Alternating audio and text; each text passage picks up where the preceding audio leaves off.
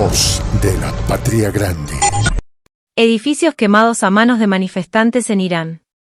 Manifestantes prendieron fuego a varios edificios, una mezquita y un aparcamiento en la ciudad de Karaj.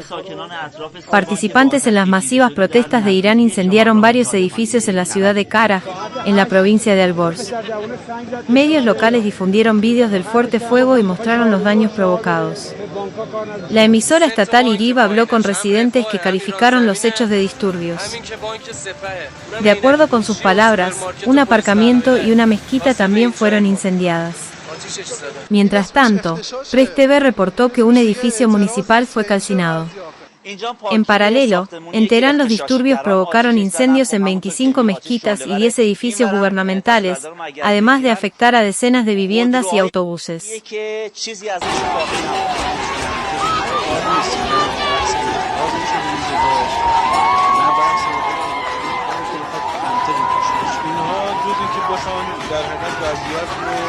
یک‌گونه‌ای در بیاورند که امروز ضعف نظامی سیستم رو که در حالی که طبیعتاً مردم اینا ثابت کردن و این مسائلی که ایجاد میکنن، ارتشاطاتی که ایجاد میکنن، راهشون جدا از این اعتراضات قانونی و واقعی مردمی.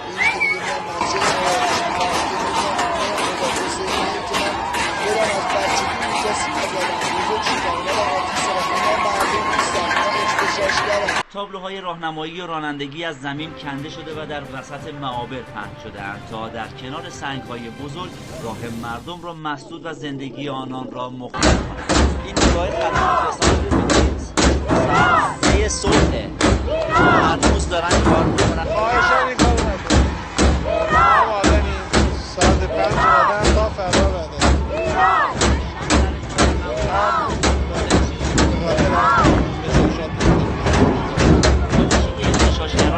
زندگی مردم انداخته‌اند با هوشیاری و همکاری مردم و نیروی انتظامی خاموش می شود.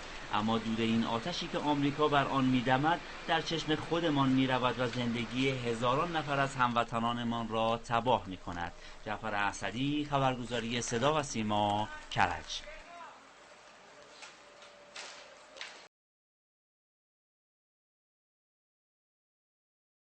Voz de la Patria Grande.